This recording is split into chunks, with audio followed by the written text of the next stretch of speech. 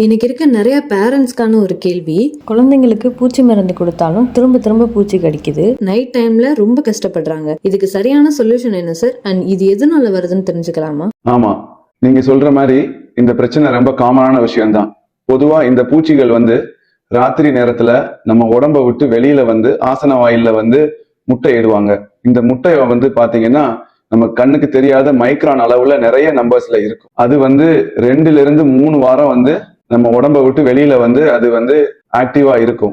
அந்த நேரத்துல இந்த குழந்தைங்க அவங்க வாய் வழியா இந்த முட்டை போய் திருப்பி குழந்தைங்களை இன்ஃபெக்ட் பண்றதுனாலதான் அடிக்கடி இன்ஃபெக்ஷன் வருது. இதை அவாய்ட் பண்றதுக்கு நீங்க 3 முக்கியமான விஷயங்கள் செய்யணும். முதல் விஷயம் ஹைஜீன். ஃப்ரீக்வெண்டா ஹேண்ட் வாஷ் பண்ணணும்.